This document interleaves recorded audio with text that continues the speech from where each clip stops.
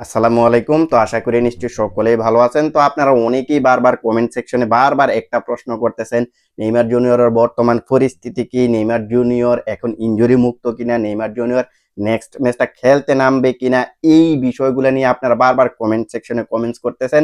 তো আপনাদের কমেন্টের উপর ভিত্তি করে আজকের এই ভিডিওতে আমরা নেইমার জুনিয়রকে নিয়ে কথা বলার ট্রাই করব। আমরা দেখার ট্রাই করব যে নেইমার জুনিয়রের সর্বশেষ পরিস্থিতিটা কি? তিনি নেক্সট ম্যাচটা খেলতে নামবে কি নামবে না?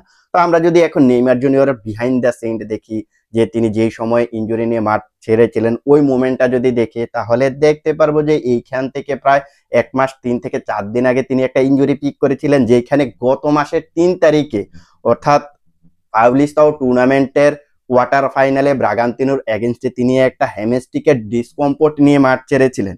ওই ডিসকমফোর্ট থেকে মোটামুটি পরবর্তীতে একটা হ্যামস্ট্রিকের ইনজুরি কিন্তু তার ধরা পড়েছে। সো তিনি যে মোমেন্টে মাঠ ছেড়েছিলেন ওই মোমেন্টে তার দল পাউলিস্তাও টুর্নামেন্টে ব্রাগান্তিনোকে হারিয়ে সেমিফাইনালে গিয়েছিলেন। বাট পরবর্তীতে আমরা যেটা দেখেছি যে আমরা সবাই ধরে নিয়েছিলাম জাস্ট একটা ডিসকমফোর্ট, এটাতে কোনো প্রবলেম নেই। 2 3 দিন 4 দিন 5 দিন তিনি যদি রেস্টে থাকে তাহলে এই ডিসকমফোর্ট থেকে তিনি মুক্তি পাবেন, অর্থাৎ রিকভার করে ফেলবেন। বাট পরবর্তীতে আমরা দেখছি যে সান্তোস থেকে যে ঘোষণাটা এসেছে সেটা হচ্ছে নেইমার জুনিয়র পরবর্তী ম্যাচটা অর্থাৎ সেমিফাইনাল যে ম্যাচটা রয়েছে, অর্থাৎ গত মাসের 9 তারিখে যে সেমিফাইনালটা ছিল করিন্থিয়ান্সের এগেইনস্টে, ওই ম্যাচটা তিনি মিস করবেন। ওই ম্যাচটা তিনি প্রথমত বলছে যে সবাই খেলবেন, প্রথমত সবাই কিন্তু পজিটিভ কথাবার্তা বলেছিল ওই ম্যাচটা নেইমার জুনিয়র খেলবেন। বাট পরবর্তীতে আমরা যে আপডেটটা পেয়েছি সেটা হচ্ছে ম্যাচের একদিন আগে আমরা জানতে পেরেছি নেইমার জুনিয়র খেলবে না। সো ওই ম্যাচটাতে নেইমার জুনিয়র না খেলার কারণে আমরা দেখছি যে করিন্থিয়ান্সের এগেনস্টে নেইমার জুনিয়রের দল সেমিফাইনাল থেকে হেরে বিদায় নিয়েছেন। এবং পরবর্তীতে আমরা যে সিনারিটা দেখছি সেটা হচ্ছে যে কোচ ডুরিবাল জুনিয়র ওই মোমেন্টে নেইমার জুনিয়রের একটা হ্যামস্ট্রিকের অস্বস্তি থাকার কারণেও তাকে কিন্তু দলে নিয়েছে।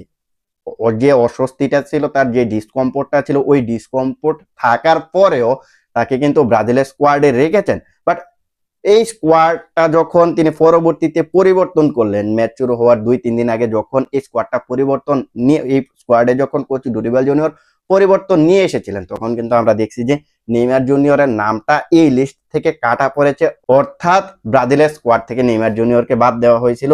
এটার রিজন হিসেবে যেটা তারা প্রকাশ করেছে সিবিএফ এবং তার যে বর্তমান ক্লাব সান্তোস রয়েছে, তারা কিন্তু প্রকাশ করেছিলেন যে নেইমার জুনিয়রের একটা ডিসকমফোর্ট ওই মোমেন্টে ধরা পড়েছিল। 8 থেকে 10 দিন বিশ্রামে থাকার পরেও তার ডিসকমফোর্টটা কমেনি। কিন্তু পরবর্তীতে আমরা যখন তার আরো একটা এমআরআই করি, তখন কিন্তু আমরা দেখতে পাই যে তার পায়ে মোটামুটি বেশ ধরনের একটা আঘাত রয়েছে, যেটা হ্যামস্ট্রিকের ডিসকমফোর্টও না ইনজুরিও না, মানে ইনজুরিও না ডিসকমফোর্টও না, দুইটার মাঝামাঝি একটা সিনারিতে তিনি রয়েছেন। তিনি যদি এখন মাঠে নামে তো পরবর্তীতে তিনি আরো ইনজুরি পিক করতে পারেন, যার কারণে নেইমার জুনিয়রকে 3 সপ্তাহের মতো একটা রেস্ট দেওয়া হয়েছিল, যে 3 সপ্তাহ না তিনি ট্রেনিং সেশনে আসবেন, না তিনি বল নিয়ে অনুশীলন করবেন, না কোনো ম্যাচ খেলবেন, এমন ধরনের একটা বিশ্রাম কিন্তু তাকে দেওয়া হয়েছিল। ওই বিশ্রাম দেওয়ার কারণে নেইমার জুনিয়র ব্রাজিল জাতীয় দলের স্কোয়াড থেকে ছিটকে গিয়েছিলেন।